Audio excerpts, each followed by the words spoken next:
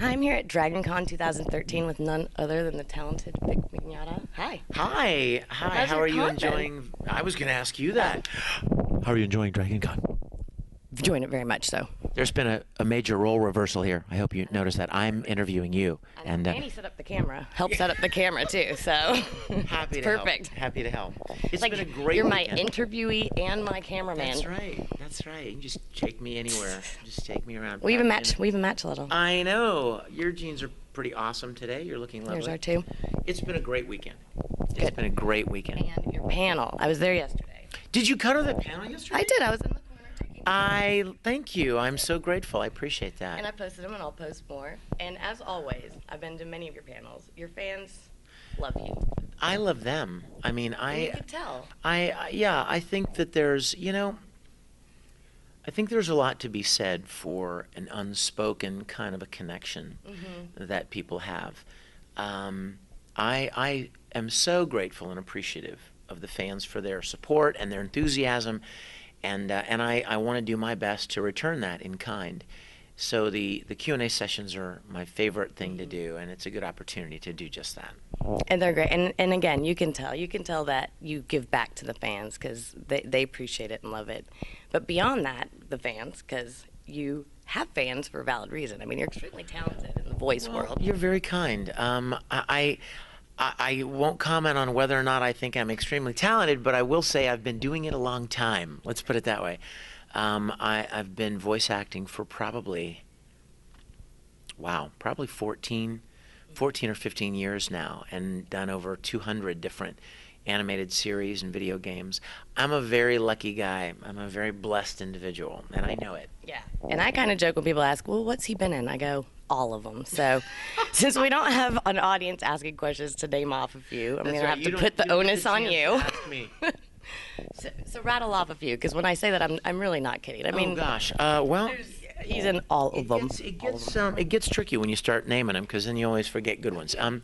Well, obviously, Full Metal Alchemist, Dragon Ball Z, Ouran High School Host Club, Naruto, Bleach, Pokemon, Yu-Gi-Oh, Yu Yu Hakusho, Tsubasa Chronicle, Vampire Knight. I love, by the way, it's my guilty pleasure. I love Vampire And that Knight. you were Zero is like, what? You know what was the best part of playing Zero? What? Playing Ichiro. When I got cast, the director said, "You're going to be playing Zero and Ichiro," and I was like, "Woohoo! I'm playing Zero." Who's Ichiro? I didn't even know. Yeah. I didn't even know that Zero had a twin brother. Yeah. And so one of my favorite things about Vampire Knight was playing both characters, because they interact so much, and they argue and they fight and they talk to each other, and that's a really fun thing to do as an actor.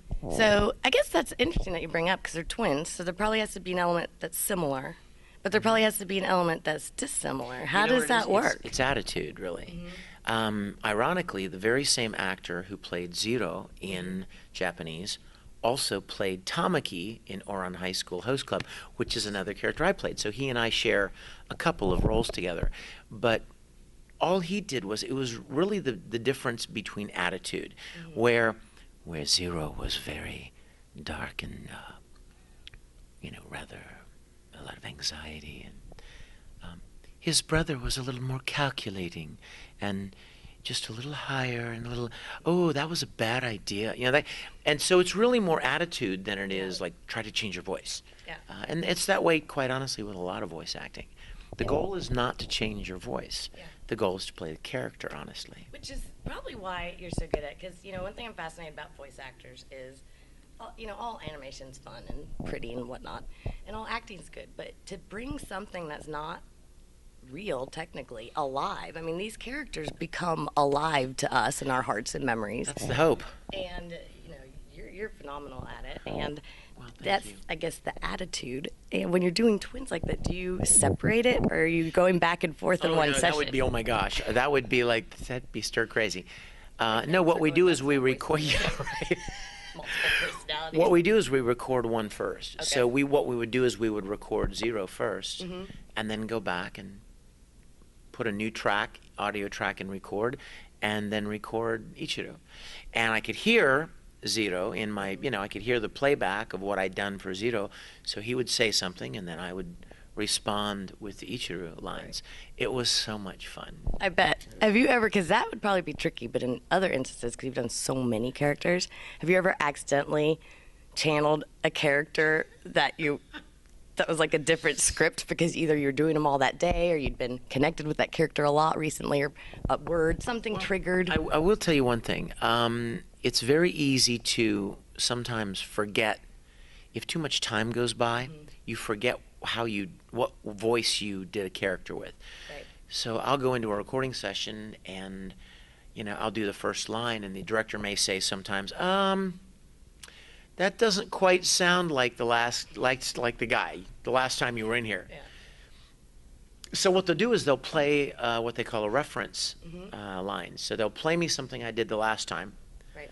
so that I can hear what I did and be able to, kind of get me back in the zone where I was doing the character earlier. That happens sometimes. That would be weird because, there's just you've done so many, and... But they're not all of them are, again, like I said, the voices don't always change. Yeah. It's more attitude than anything. So if you know the character, if you know the personality of the character, it's a lot easier to lock back in on the voice that you did with the character the first time. Right. And then for video games, because you use the same characters, but I'm assuming video game recording is different. Is it or not? Or do you just do it like a movie, or is there a difference between when you're doing like Broly on Dragon Ball Z video games versus the show? Well, video games are tricky in that a lot of the video game is fighting, a lot of the in-game sounds, as they say. All of the yelling and throwing punches and getting kicked and getting hit in the face and getting hit in the gut and dying, almost dying, falling 10 feet, falling 30 feet. You have to record all of those different sounds.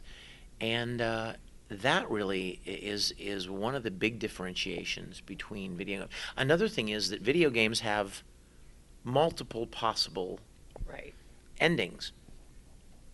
So you have to record all the lines where the character goes, "Great job, good fighting," and then, "You're an idiot, you lost. What's wrong with you?" You have to record every possible ending. Like, "Better luck next time." So they're like a day of just getting punch sounds, and you're just grunting for 8 hours and like getting kicked and punching and. Yes, and it's really, and the directors usually want you to do like 3 of everything. Which means that by the end of a video game recording session, you're like, oh. Because I played the Dragon Ball Z game, and there's so many fighting moves. So many different kicks. All they do is yell. Yeah. And there's like 5 different kicks and 10 different punches. Yeah, because when you're playing the game, they don't want you to go, every time. They don't have to, it's not exactly the same. The old school gaming used to sound like that. Yes, right? Yeah. Body blow, body blow, body blow. They just use the same sound file over and over again. But no, they want to record all of these different variations so that there are variations in the character when you play him, which is great, unless you're the guy recording it. And then you look at pages of punch sounds and getting punched sounds and pain, different levels of pain. Literally, it'll say light pain, and you do 3 of those. You have like 10. So it'll be, you say light pain, and you'll go. Oh, there was 3. Now medium pain. And you 3 of those, and then you pages and pages and pages of it. That's funny. It probably makes you think too. Like, I didn't even know there was this many levels of pain and punching and kicking. Oh, there are. In fact, give me this. Take it. We're trading places now.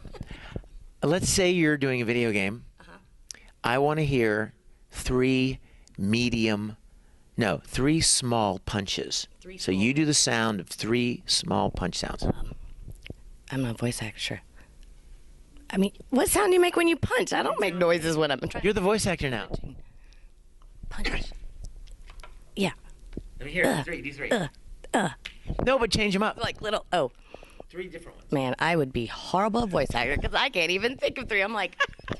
I don't. No, see, here's what you do. You go, "I don't make sounds when I punch. I don't even make noise." Exactly. You're so powerful. There's You're no so powerful sound. that when you punch, it's silent. It is silent. Or else I'd be killed because I'm a ninja. You wouldn't be killed.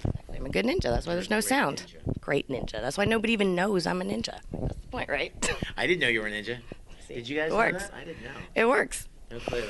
All right, so at the end of the interview, not only do you voice acting, you're also here with your Star Trek stuff. I just fell in love with you. Neat. She Well, just we're, said Star Trek. well, you are Dragon Con, and you did show. Didn't you have a screening here? We did. How'd that go? We screened our first episode of Star Trek Continues. StarTrekContinues.com. And why not, before we talk about how it went Dragon Con, you talk about it a little bit for the audience? I have always loved the original series of Star Trek. And so about a year and a half ago, I formed a partnership with a couple of other friends, and we completely rebuilt all of the original soundstage from the original series. Which is impressive. Oh my gosh, all of them. And then I cast the series, and we shot our first episode in January of this year, and we premiered it at Phoenix Comic-Con in May. And it's been online for the last couple of months. It's doing very well. It's getting a lot of excitement and enthusiasm. It's called Star Trek Continues. And where is it available? We can watch the episode at StarTrekContinues.com under episodes, or you can go directly to YouTube or Vimeo. Okay. And we're shooting our next episode in late October.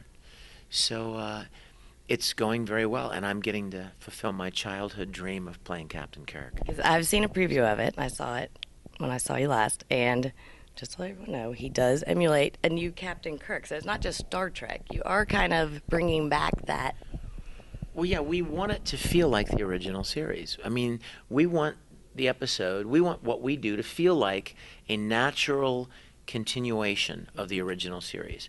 I mean, as far as I'm concerned, William Shatner is Captain Kirk. Right. Chris Pine, who? That's all I have to say. And Leonard Nimoy is Mr. Spock. Right. Zach Quinto, sorry. It just and I think there are a lot of people that really miss the original series and whatever it was that was special about it that's kind of been lost over the years. So our goal has been to recreate and continue everything as much like the original series as we could, Right. Well, I look forward to the second episode. And we have to wrap it up, even though we could probably just keep going on and on forever. Yes. But I'm sure I'll see you again, and I'm sure we'll do this again and give your fans more. I hope so. I look forward to seeing you again. And maybe I'll practice them. Maybe I'll go beat things up and see what sounds I make. If you ever see this lovely girl at a convention, go up to her and go, give me 3 small punch sounds. Don't do that. Or don't do that. Maybe she'll actually hit you. So you'll actually hear the noises because she'll actually be punching you. Or I'll record them. So if I do hit you, then I'll record. At least bring a recorder. That's a great idea. At least bring a recorder with you. You know what? You could be like, here, hold this. You walk up to somebody and go, here, hold this. And they go, what for? And you give them the recorder and they go, and you punch them. And then I'll know if I make sounds or not. Give me my recorder back. See? You could make I've learned so much today. In 10 minutes, I've just learned so much. And promise to send me the recordings. I will. I want to hear you doing... beating people up. I want to hear you doing punch sounds. Okay. I will send them to you. My dream. It was a pleasure speaking to you. My pleasure. All right, thanks. Thanks. Bye.